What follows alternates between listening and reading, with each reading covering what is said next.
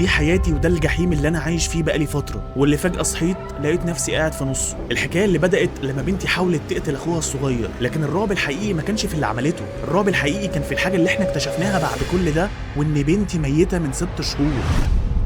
الوقت كان قرب الساعة 3 الفجر بالليل. بعدها بنص ساعة ما قدرتش ونمت على نفسي، لكن فجأة صحيت وحسيت ان في تقل على صدري، انا في حاجة فوقي بس مش عارف ايه ده. فتحت عيني بالصدفة ولقيت خيال قاعد على بطني، سلمى بنتي ماسكة سكينة. سلمى هتحاول تقتلني، بس دي مش سلمى بنتي. عينيها بتنور كأنها حيوان، وشها مش وش سلمى بنتي، وشها نفس ملامح الرسمه اللي سلمى رسمتها. خلود صحيت على صوتي مفزوعه، بتقولي مصطفى في ايه؟ قلت لها استني هشوف. لسه ما كملتش الجمله الاوضه كانت فاضيه، سلمى مش موجوده. جريت على اوضه الاطفال زي المجنون، لقيت سرير عمر موجود عادي، لكن سرير سلمى موجود عليه طبقات تراب كأنه مهجور بقاله شهور. رجعت لخلود وانا بترعش ومش قادر اقف على رجلي. فين سلمى يا خلود؟ لقيت خلود بصت لي وهي منهاره وقالت لي الجملة اللي أنا مش عارف أتقبلها لحد دلوقتي. سلمى مين يا مصطفى؟ سلمى بنتك بقالها 6 شهور متوفية. اتوفت إزاي وإمتى؟ أنا كنت فين؟ هو أنا محتاج أتعالج؟ خليني أفكرك يا مصطفى. يوم حادثة عمر الصبح صحينا لقيناها مقتولة في سريرها بنفس المقص وبنفس الضربات اللي ضربتها في كتف عمر بالليل.